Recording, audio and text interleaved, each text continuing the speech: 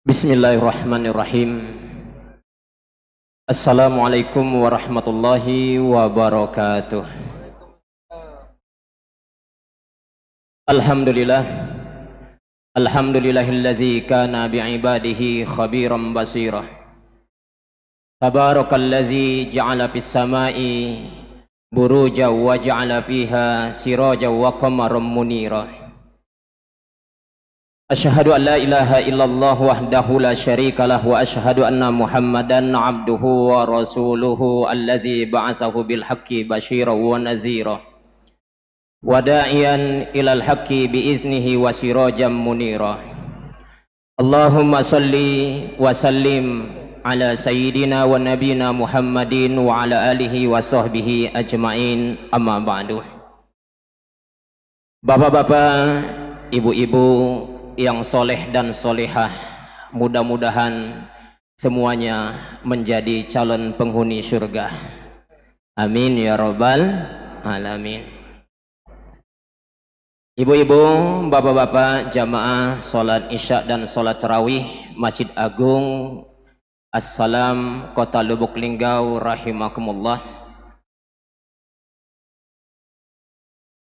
Semasa hidupnya Nabi kita Muhammad sallallahu alaihi wasallam pernah berdialog dengan seorang sahabatnya yang waktu itu umurnya masih sangat muda, tergolong kanak-kanak, masih anak-anak. Nama sahabat ini adalah Rabi'ah bin Ka'ab radhiyallahu anhu. Tetapi Masya Allah, beliau walaupun di usianya masih sangat kanak-kanak, beliau adalah sosok yang sangat visioner, punya pandangan dan pemikiran yang tidak berhenti dengan urusan duniawi saja, tapi jauh melampaui alam akhirat. Dan kita nanti akan banyak mendengarkan bagaimana di antara dialog beliau dengan Nabi Muhammad SAW, dan kita sangat terkagum-kagum dialog beliau. Bagaimana kisahnya? Dalam suatu kesempatan Nabi Muhammad SAW memberikan tawaran kepada beliau. Apa kata Nabi? Sal, wahai anak muda, wahai anakku, mintalah kamu sesuatu kepadaku. Jadi Nabi memberikan tawaran, mintalah sesuatu kepadaku. Maka peluang ini dimanfaatkan betul oleh sahabat yang masih muda tadi. Apa yang dipinta oleh beliau? As'aluka murafaqataka fil jannah. Wahai Rasul, saya minta kepadamu agar aku nanti bisa menemani kamu di surga nanti. Masya Allah, hebat betul Pak dialognya. Kebayang tak Bapak Ibu, kalau kita hari ini sebagai orang tua dari anak-anak, kita nawarkan sama anak, nak, mintalah kamu kepadaku. Apa yang kamu mau minta? Mungkin anak kita akan spontan minta hal-hal yang bersifat duniawi, Pak. Minta dibeliin HP baru, ya Pak ya. Minta dibeliin apa? Sepeda listrik misalnya.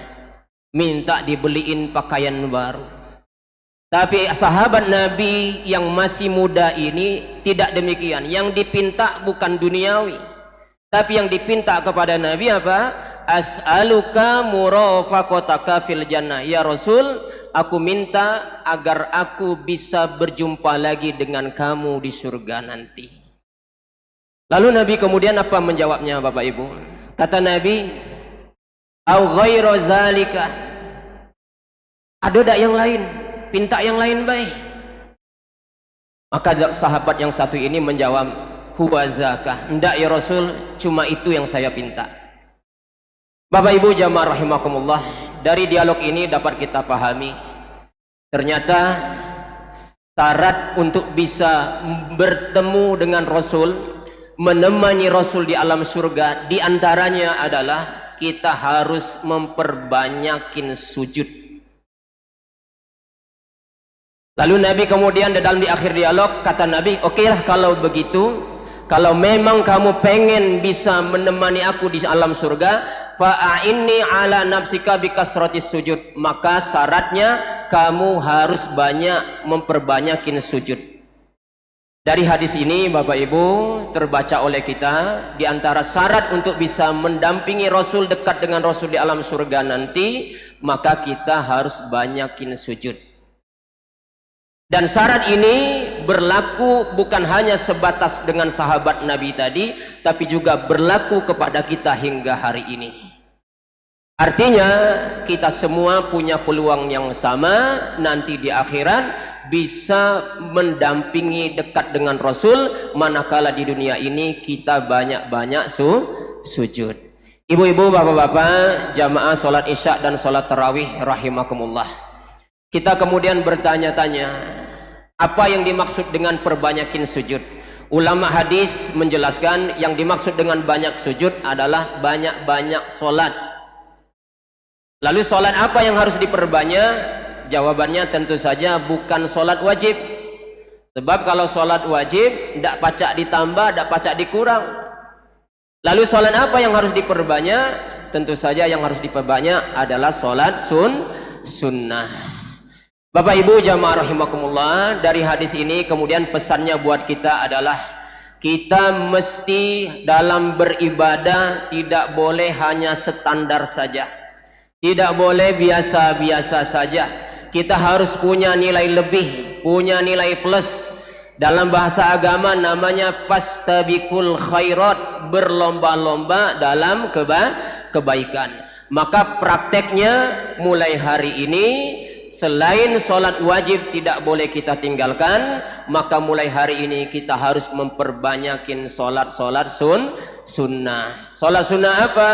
Sholat sunnah rawatib, sholat sunnah tahajud, sholat sunnah duha, sholat sunnah tahiyatul masjid, termasuk sholat yang kita sedang amalkan di bulan suci Ramadan ini, sholat sunnah tarawih dan sholat sunnah witir. Bapak-bapak, ibu-ibu jamaah rahimakumullah, bulan suci Ramadan ini menjadi bulan yang sangat efektif melatih kita, mendidik kita. Masya Allah, selama bulan suci Ramadan ini kita semua begitu semangat, tidak hanya menjalankan ibadah sholat wajib saja, tapi juga kita semangat menjalankan ibadah sholat sunnah yang lainnya, seperti sholat sunnah tarawih dan sholat sunnah witir. Mudah-mudahan terlatihnya dan terdidiknya kita melalui bulan suci Ramadan akan berlanjut di luar Ramadan nanti, kita tetap istiqomah mendirikan ibadah-ibadah sholat sunnah yang lainnya. Kalau itu terus kita melakukannya, maka insya Allah kita akan berjumpa dengan sahabat yang mulia Rabi'ah bin Ka'ab tadi, dan bisa berdampingan tinggal dengan Rasulullah sallallahu alaihi wasallam. Amin Allahumma amin. Demikian Bapak Ibu yang bisa kami sampaikan, kurang dan lebihnya kami mohon maaf. Kami akhiri billahi taufiq wal hidayah. Wassalamualaikum warahmatullahi wabarakatuh.